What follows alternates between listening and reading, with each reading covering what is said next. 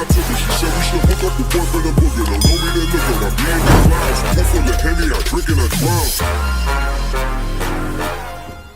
Hey guys, what's up? It's Sam from Harkey Fishing, and we're back, coming back to you with the Table Rock Lake Fishing Report. It is April the 12th, I believe. It's Wednesday, Wednesday night tournament tonight. I may be wrong on that day, maybe the 11th, 12th, 13th, I don't even know. So I think it's 13th actually. So, but anyhow, I wanted to come and give you some information here. You know, the bite has actually been getting pretty good. We just got through getting a monsoon of rain, and man, the lake started coming up, but the Corps is really trying to keep it pretty flat. They are generating the maximum amount of water they can generate out of the dam, but it's still rising. Last I checked, the Corps lake level monitor has kind of been broken most of the day, but it's been running about 916 and a quarter to 916 and a half, and it was coming up about 3 inches every 2 hours. So my guess is it's going to continue to rise, and won't surprise me at all if we see, you know, 918 and a half. Just depends. If they keep generating water, they'll keep that to a minimum, because most of the rain's moved out of the area by now. That being said, a lot of the muddy water that's flowing into the creeks like Kings River, James River, you know, Long Creek, when they're pulling water that hard, it moves that mud along right on down the lake very fast. So, you know, be prepared. You may be there one day and it'd be crystal clear, and then the next day it'd be chocolate milk. And so it definitely happens a lot. Water temperature is coming up. This rain, you know, we had a few days of warm weather and it's raining.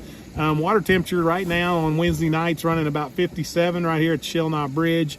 And so, you know, we got a beautiful blue skies, and we're fixing to get out and hit it. But a little bit about what we've been doing and then what we're going to try again tonight. You know, the bite a week and a half ago on our last fishing report, I said, man, if you're fishing at night, you know, stay home. And honestly, that night proved about true. We did manage 5 keepers. They weighed about 10 3/4 pounds, and I think the 5th keeper we caught right towards the end of the tournament in a 5.5 hour tournament. I mean, it was a struggle to put 5 keepers in the boat. You know, that being said, it took 16 and a half, nearly 17 pounds to win that night. There weren't a lot of sacks that way. Second place, we knew them pretty well. I think they had 15 and a half, and they said they caught 5 keepers. It was all they caught all night, and they had 1 short fish. So 6 fish in the whole night of fishing. They just caught the right 5, and that's, you know, in tournament fishing, that's what you want to do. So, you know, the fishing's been pretty tough. Now, I fished a few nights since then, including last Friday night, and the fishing's got a lot better. The weights were a lot higher. The weather was terrible. It actually frosted that night on the boat. You know, it was pretty wild to fish with frost all over the boat. About froze to death, but the bite was hot, and that kept it interesting. We had 11 or 12 keepers, and a little bit about kind of what we're doing this time of year, and it's pretty typical fall stuff. With the water temperatures staying cooler longer than usual, we've been kind of sticking with kind of what we do in late winter. We're throwing finesse jigs and shaky heads. Is the predominant thing we do on the finesse jigs. I love the you know, the Chompers 5/16 or 7/16 inch or 7/16 ounce finesse jig, and I use green pumpkin purple flake almost exclusively, day or night. I love that jig, and man, how it fishes. I've been pairing that up with a Berkley Max Scent chunk trailer, and I've been doing real good with that. Any sort of chunk. This time of year when the water's cold like this, you don't want a lot of action in your trailer. So, you know, I typically will stay away from the twin tails or the curly tails that have a lot of thumping action, just because those fish, you know, they don't expect to see something that's just gyrating around and moving like crazy. And so I've been fishing that jig quite a bit. We've also been throwing the Max Scent Berkley General in a 5-inch variety. Some nights they seem to like it better. Some nights they like the jig. I've been throwing a jackhammer in black and blue chatterbait, and been trying to work that really slow, just about as slow as you can work it and still feel your rod tip you know, vibrating as you're reeling it in. And if you work that along the bottom, you're catching some of those more aggressive little bucks that are you know, staged out there and 6 to 8 feet, you know, waiting to move up to you know, start making beds. And I've also been able to catch a few on a spinnerbait, using a black spinnerbait with the big number 6 or number 7 Colorado blade. The spinnerbait and chatterbait bite have been hit or miss. It's still too cool for these fish to really move up and want to make beds, but I'm telling you, it is about to happen. And so you know, keep that in mind. If we get just a few warm days, they're wanting to do it. That water temperature really needs to hit 60 degrees. And if you're in Kings River or James River or Long Creek, where there's some colored water, Ants Creek the other day, I heard a report that it had hit 60 degrees. When it's hitting that 60 degrees, you're going to be able to catch them on the spinnerbait or the chatterbait, probably better than any other bait. So keep that in mind. As far as depth of the fish that we're catching, really, it's been pretty consistent that these fish are biting somewhere between like 6 feet of depth out to, we've caught some in 18 feet. So somewhere in that range.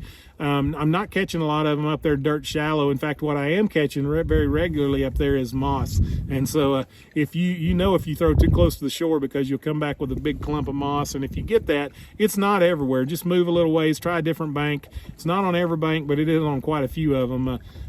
So, you know, that can be kind of frustrating sometimes. But so, you know, like I said, when you go out, target that you know, somewhere between the 5 and 15 foot range. And you know, if you can't get them to hit a moving bait at night, slow it down a little, throw something a little slower. If you'll hit a moving bait, there's nothing better than throwing a spinnerbait or a chatterbait. So like I said, that's kind of the main things I wanted to go over. Just a little kind of tidbit of information that might help some of you guys out. You know, we did just get a huge rain, and some of you guys may have heard of like fishing the runoff, you know, and it's always a good idea when you come out here, and we're going to check this tonight for the tournament. It's always a good idea to fish areas where that water is just pouring down off a hillside. Some of them are on like little, I call them bluff cuts, or a little bitty pocket in a bluff. You'll see the water, and sometimes you can hear it way before you see it coming churning down off those hills. Well, the ground right now is warmer than the water, and those fish are really wanting some warmer areas to kind of snuggle up to. So, you know, try fishing that runoff, and really the same baits I just talked about, working the runoff.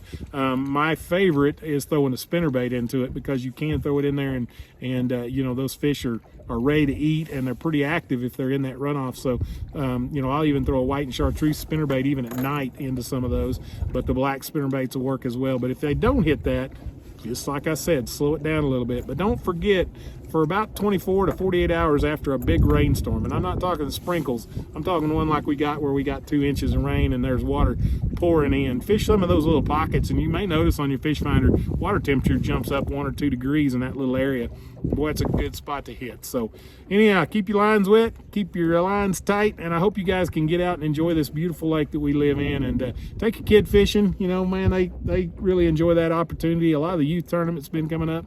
Big shout out to one of the high schoolers I used to get to help coach. His dad, Jay Henderson, and myself got to help coach my son Mason, and Clay Henderson. Well, Clay just got first place in the FLW here on the FLW College Series here on Table Rock. Had just over a 20-pound sack of fish. So congratulations, Clay, and man, Drury Bass Fishing's doing fantastic. So y'all keep up the good work, and until next time, we'll talk to you later. Bye-bye.